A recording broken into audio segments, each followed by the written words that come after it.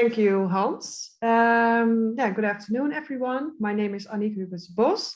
I work as a PhD student and child psychologist at Character Child and Adolescent Psychiatry in Nijmegen in the Netherlands. And today I will talk about the TRACE study, in which the effects of an elimination diet and healthy diet in children with ADHD were examined.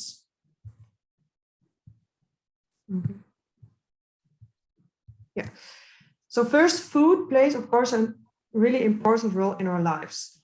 It can have an influence on your physical well-being, but there's more and more research that it can also have a big influence on your mental well-being. And specifically, research on ADHD and food found that certain foods may trigger ADHD behaviors. And then research studies a so-called elimination diet, in which food that trigger ADHD are eliminated. And these studies show that this type of elimination diet can be beneficial for about 33% of children with ADHD. So there are it's quite a promising result. However, an elimination diet is not yet been implemented in standard clinical care. So it's not an option yet as a treatment for children with ADHD. And this is because different studies suffered from limitations. And one important limitation is that the control group to which the elimination diet has been compared to lacked any expectation of success. So it's not sure if the effects that are found are specific for elimination, eliminating foods, or if these effects can also be achieved with another type of dietary treatment. And this is why the TRACE study has been developed.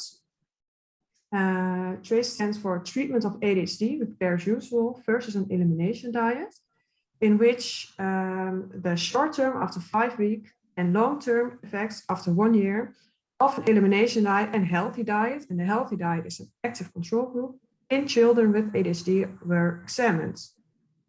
The TRACE study takes into account different limitations of previous studies by, for example, examining also the long-term effects, by comparing the elimination diet to a healthy diet, an active control group, to find out which dietary treatments may have an effect. And we expected that the elimination diet would be superior to the healthy diet, so that more children would respond to the elimination diet. And this is, to our knowledge, the first study that compares the elimination diet head-to-head to a healthy diet. A little bit more about the design of the TRACE study. So the study included 3 groups. First, parents could choose whether they want to participate in a dietary treatment group, so the elimination diet or healthy diet, or in a care as usual. So care as usual included medication, psychoeducation, or parental guidance. If they chose dietary treatment, they were randomized between the 2 dietary treatment arms. So they had a 50-50% chance in which group they would end up. And then a total of 84 children participated in the elimination diet, 81 in the healthy diet, and 58 children in the care as usual. All children were followed for 1 year. So before the treatment starts, there was an assessment. Then the treatment started for 5 weeks. After 5 weeks, there was again the same assessments, and parents and children visited Character again. And I will tell something more about these measurements later on. And then it was examined if there was a beneficial response to treatment, and if parents and children would like to continue the dietary treatment. If there was no effect or parents and children did not want to continue treatment, they were always allowed to receive different care. Then after 4 and 8 months questionnaires, the parents filled out questionnaires, and after 1 year, parents and children visited Character again. And we recently finished the data collection after 1 year, in which we saw the last participants in March. But today I will focus on the short-term effects. So what are the effects after 5 weeks? A little bit more information about the two dietary treatments that were examined. So on the one hand, an elimination diet was examined, the effects. And as I said before, research showed that certain foods may trigger ADHD symptoms. In the elimination diet, during 5 weeks, all these foods were eliminated. And then you can think about foods such as cow milk, wheat, fish, nuts, eggs, different foods, additives or colorings. And then if there was an effect after 5 weeks, then, and parents would continue treatments, every food was reintroduced again, step by step, to find out which product is a trigger for this specific child. The healthy diet is based on that research has shown that most children with ADHD do not eat according to the World Health Organization guidelines. And this may lead to different nutritional deficiencies or higher intakes of certain foods. And the healthy diet was aimed at balancing this out, to restore the food intake. If there was a significant effect of treatment after the 5 weeks, then parents and children already had, I call it some type of blueprint that they could use and follow for the next year. Instead of compared to children in the elimination diet, which had to follow a reintroduction phase that could last 8 to 12 months. And both diets have been found to be potentially effective, and they were both supervised by a dietitian every week. And the aim of comparing these two diets was that the two dietary treatments had the same impact on non-specific factors. So you can think of the amount of time investment needed to change your lifestyle, the influence on the daily structure, and also same impacts or non-specific factors such as amount of time needed by the dietitian. So that the goal was that would all be the same for both diets, but it had a different impact on nutritional intake, so that we could examine the underlying working mechanism. Is it really the mechanism that works to eliminate food or to restore your food pattern? The parents usual group in the TRACE study consists of 66% of children who received medication and 34% of children who received other care, such as psychoeducation or parental guidance.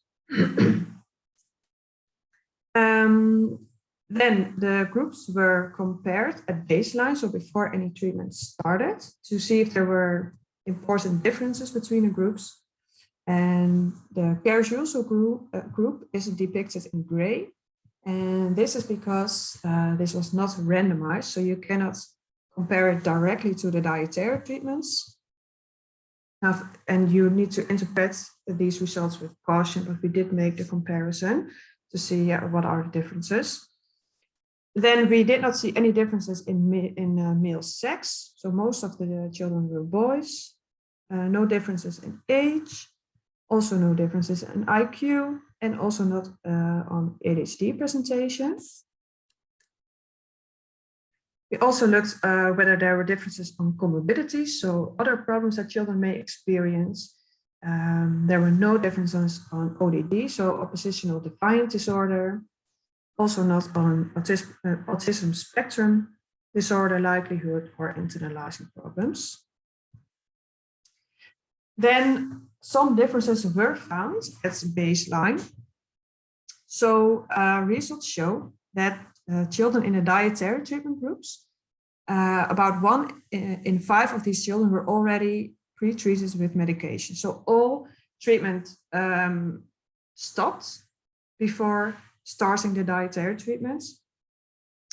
And before the dietary treatments started, so 1 in 5 children already had tried medication, compared to 4% in the cares usual group. And this was a significant difference. Then we also saw that parents in the cares usual group had higher parental prior beliefs about success of treatment.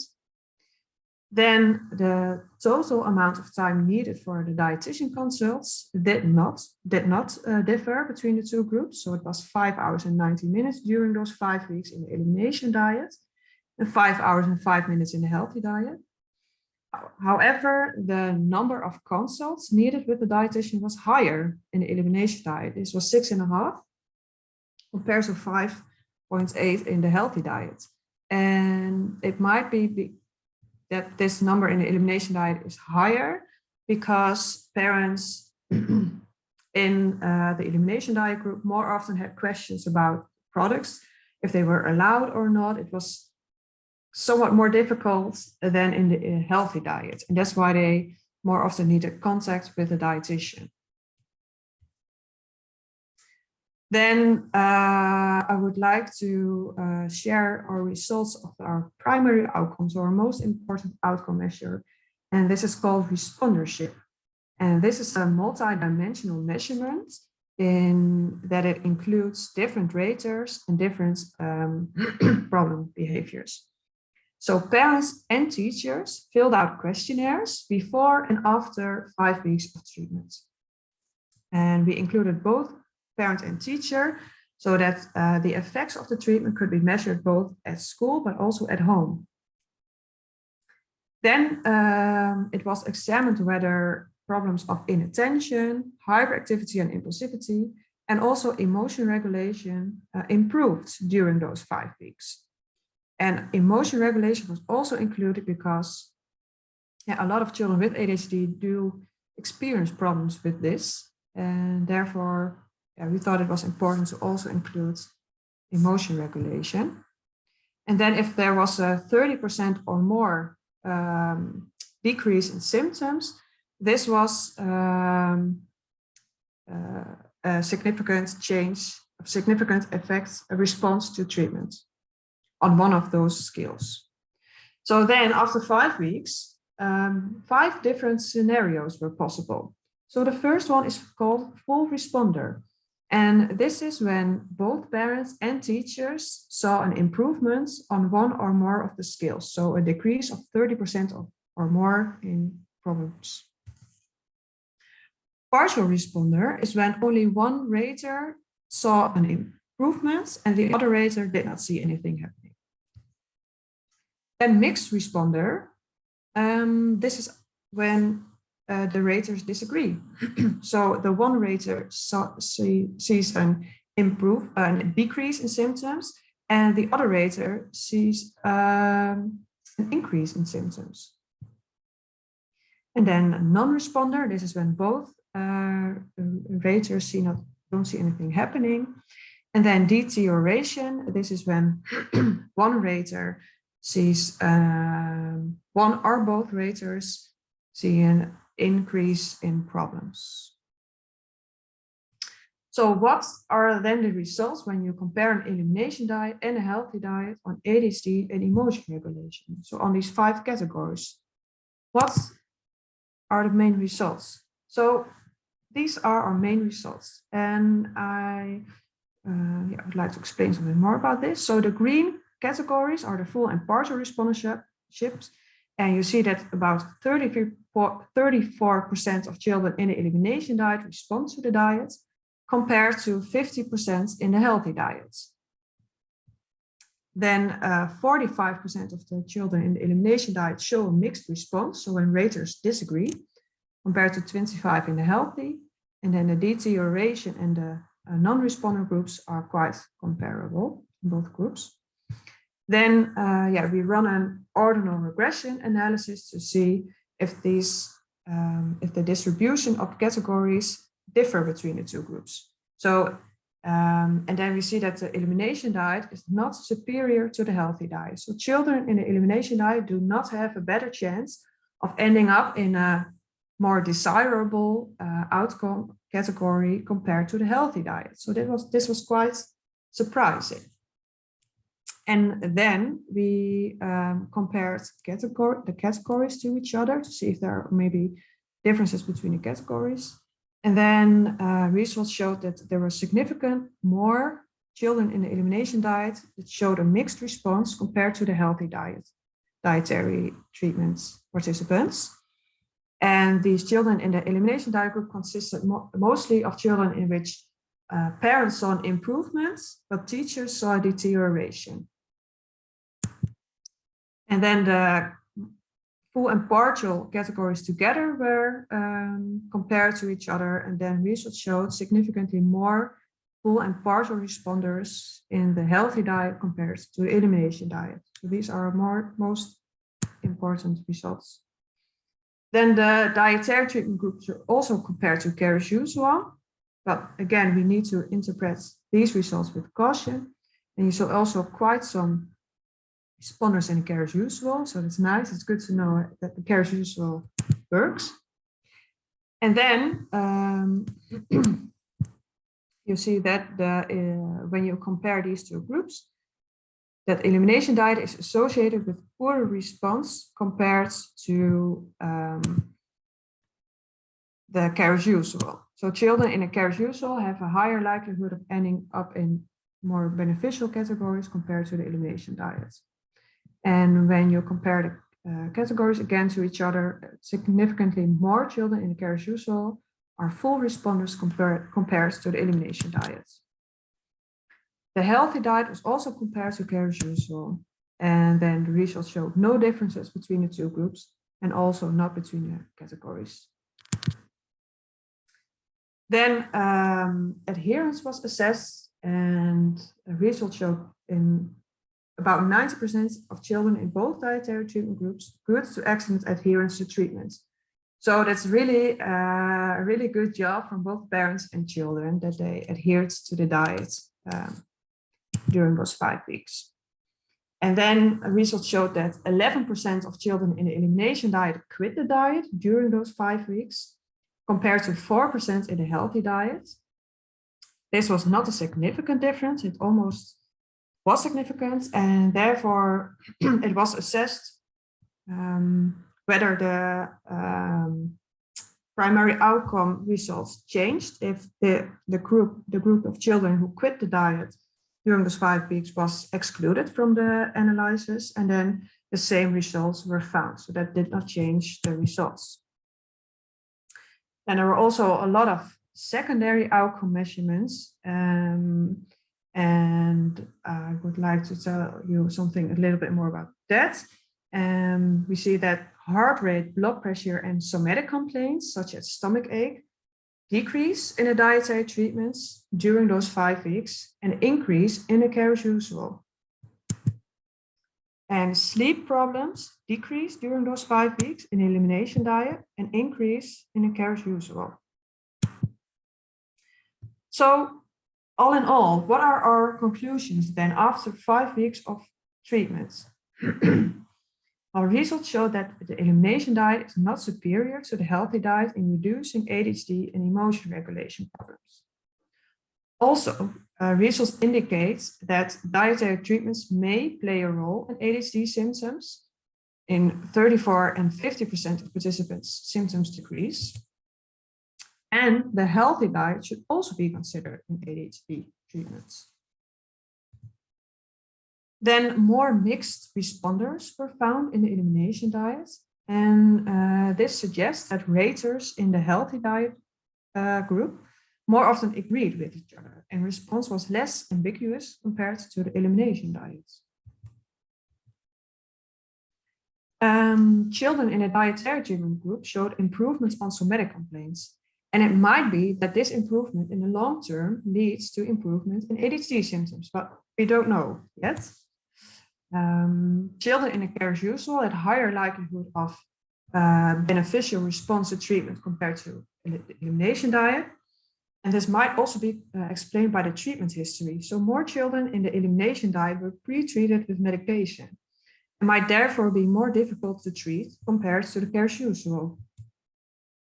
And also, despite of this treatment history, so 1 in 5 children already received medication, we still found a considerable amount of responders. So based on these results after 5 weeks, we cannot give guidelines yet for clinical care, because we really need the long-term effects for this to really say something about what this can mean for clinical practice. So do the short-term effects remain the same, or do they change in the long term, and why and for whom? Is it feasible to follow a dietary treatment for such a long period of time? Are there maybe potential risk of nutritional deficiencies? What is the cost effectiveness compared to, for example, medication? And there are questions about what is happening in the microbiome and how this may influence the gut-brain axis. And the trace biome study examines this. So therefore, the trace participants are followed up at 4, 8, and 12 months, and these results are not yet ready, but I hope to share this again. And then I would like to thank you for your attention, and of course all the people who are involved in this quite big project, and of course the children and parents and therapists and board of directors of Karakter, the funders, and all my colleagues. So thank you very much for your attention, and if there are any questions, I'm happy to answer them.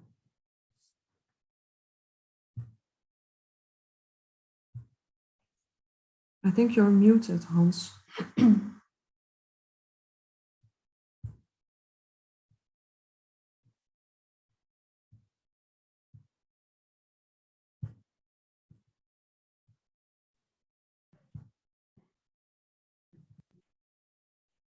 Hello, can you hear me, Annick? Yeah. Yes. Yes, you can hear me? Yeah. Okay. Well, I only have one or two questions to round up, because Professor Jan Buitelaar is next and waiting to present. Could you please, first of all, there was a question in the chat. Was there any influence of COVID? Yeah. Because it was done during COVID period. Yeah. So during the first lockdown in the Netherlands, children were homeschooled for 2 months, and then we did not do any measurements because the teacher ratings are so important for our study. So then after these 2 months, then we started collecting data again. So it had, in that view, not a real big impact on our study, because we could start collecting data after 2 months again. So we needed to stop data collecting during 2 months, and then we could continue again. And we also, Yeah, so you, about elimination, you try to eliminate the COVID influences. I don't understand your question, Hans, sorry. You try to eliminate the COVID influences. In the elimination diet? Yeah, in your research. Oh, in research, yeah, in my research, yeah. Okay. Yeah. And then another, like to summarize, because elimination diet is, let alone in an ADHD family, is a very complex thing to implement. Yes. So for now, the short-term results are that there is no difference between healthy diet, which will also be complicated in an ADHD family, and elimination diet. No difference on the short term. Yeah, on overall categories, but when you compare the individual categories to each other, we see more responders in the healthy diet and more mixed in the elimination diet. So you're not sure there what's the effect. And that's quite promising, because both are indeed quite hard to implement in families with ADHD, but the healthy diet was experienced as more easy to implement. So we also see somewhat more better results on the healthy diet. So that's promising then, yeah. So when do we see you back to present the long-term results? Long-term results. I hope this fall, but yeah, I don't know when you meet again, but I hope that this fall it should be,